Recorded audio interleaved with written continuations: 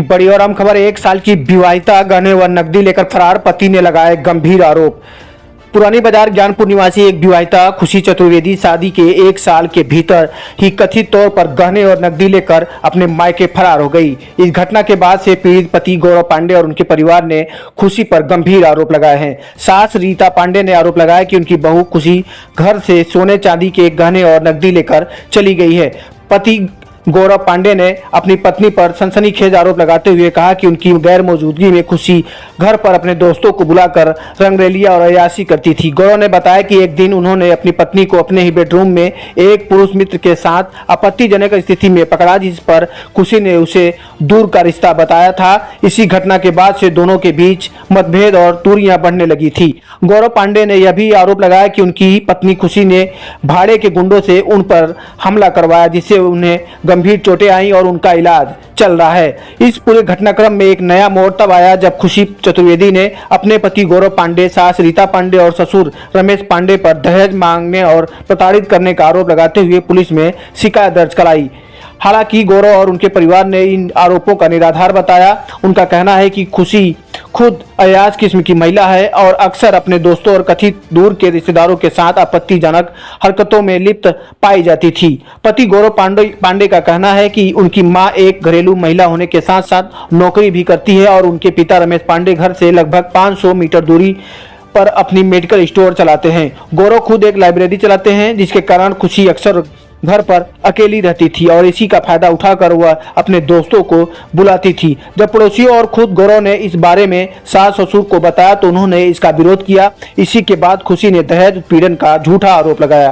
गौरव और उनके परिवार का दावा है कि खुशी उनकी संपत्ति को गलत तरीके से हड़पना चाहती है और महिला थाने व महिला आयोग में दी गई उनकी शिकायतें बेबुनियाद हैं, उनका कोई साक्ष्य नहीं है। यह पूरी खबर पति गौरव पांडे के बयान और उपलब्ध वीडियो फुटेज पर आधारित है, जिसमें परिवार अपनी बहू के व्यवहार से परेशान नजर आ रहा है। फिलहाल पुलिस इस मामले की जांच कर रही है और सच्चाई का पता लगाने की कोशिश कर रही है। यह घटना एक बार फिर वैवाहिक रिश्तों में बढ़ते अविश्वास और आरोपों प्रत्यारोपों को उजागर करती है। क्या है पूरा मामला, देखिए इस खास रिपोर्ट में।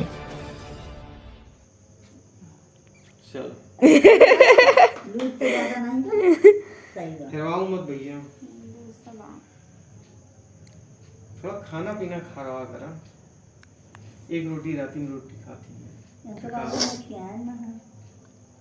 तो फिर वीडियो बनाता।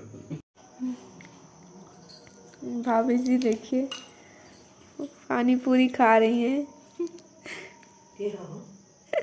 क्यों ना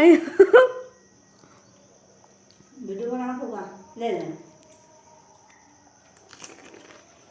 जाने चाची कहीं है, बहनी समझ ले लो आई हैं। 2-4 दिन खियाए दे बने के। अच्छा हमका अच्छा, अब आप खाइए। हाँ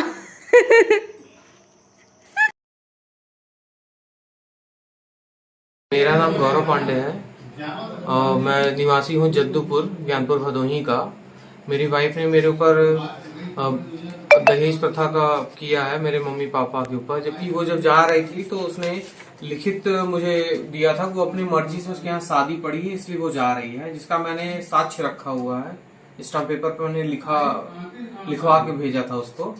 और उसके बाद भी उसने मेरे परिवार के ऊपर, मेरी बहन के ऊपर, मेरे माँ बाप के ऊपर, मेरे ऊपर, सबके ऊपर दहेज प्रथा, मारपीट वगैरह का इल्जाम मेरे ऊपर झूठ लगाया है और जिस वजह से हमारी बहुत क्षति हो रही है। और इसके अलावा की और सबसे बड़ी बात तो ये है कि वो यहाँ पे रही ही नहीं है। 2 मार्च 2024 को हमारी शादी हुई और उसके बाद वो सिर्फ मेरे पास 20 से 22 दिन थी। उसके बाद वो चली गई, फिर वो नहीं आ रही थी। फिर उसके बाद फिर मेरे साले के कहने पर उसके सुसाइड, वो फांसी लगाने के लिए बोल रही थी कि अगर नहीं ले जाओगे तो मैं सुसाइड कर लूंगी, जिसका मेरे पास भी साक्ष्य है जो मैं प्रस्तुत करूंगा। और फिर मैं उसको लाया, फिर 1 अप्रैल 2025 को मतलब करीब 11 महीने बाद वो विदाई करा के आई। और उसके बाद फिर 7 तारीख को मेरी साली आई, जिसमें त्रिशा चतुर्वेदी और आंशी चतुर्वेदी जी हैं। और वो जो है यहाँ से थोड़ा गहना वगैरह लेके चली गई। और उसके बाद फिर 9 तारीख को मेरी वाइफ ने सीधे बोला कि मेरे नाम ये प्रॉपर्टी जो है ये करवा दो, मम्मी से बोल दो कि कर दे, नहीं तो फिर मैं तुम्हारे ऊपर मुकदमा कर दूंगी। फिर मैं नहीं माना, तो फिर 10 तारीख को ये अपने पापा संगमलाल चौबे, पुत्र बाबा चौबे और नागेंद्र मिश्रा ड्राइवर इनके हैं, इनके साथ ये चली गई। और उसके बाद फिर और जब मैंने बोला कि नहीं ऐसे नहीं जाना है, तो इन्होंने 112 नंबर डायल किया, जिसमें इन्होंने वीडियो बनवाया वगैरह। और उसके बाद कोई भी मतलब प्रॉब्लम हमारे यहाँ से नहीं हुआ जाने में, लेकिन उसके बाद भी ये इतना सब करती हैं। और 10 तारीख को सबसे बड़ा कारण ये था कि इनका एक कोई फ्रेंड आया था, शायद बॉयफ्रेंड कह सकते हैं, वो आया। तो फिर मेरे मम्मी मेरी नहीं थी, पापा भी नहीं थे, मैं भी नहीं था। जब मैं आया तो मैं इनको पकड़ा, तो ये बोली मेरा भाई है। तो मैं इनको बोला कि ये भाई कैसा है कि तुम्हारे साथ अकेले कमरे में बैठा हुआ है। कह रहे गर्मी लग रही थी इसलिए मैं उनको साथ लेके गई। फिर मैं उसको बोला रुको रुको, तो वो यहाँ से भाग निकला। और उसके बाद उसके अलावा इन्होंने मेरे ऊपर गर्भपात का इल्जाम लगाया। तो सर जानकारी में बता दूं कि ये गर्भपात इन्होंने खुद स्वेच्छा से अपने से कराया था और मेरा उसमें कोई हाथ नहीं था। ये गर्भपात के बारे में हमको पेट में बच्चा है ये हमें उन्होंने कोई जानकारी कभी नहीं दिया। और इस समय मेरी बहन यहाँ नहीं रहती है, उसके ऊपर भी इन्होंने दहेज प्रथा मारपीट का इल्जाम लगाया, जबकि मेरी बहन इलाहाबाद महिंद्रा इंस्टीट्यूट में बैंकिंग की तैयारी कर रही है।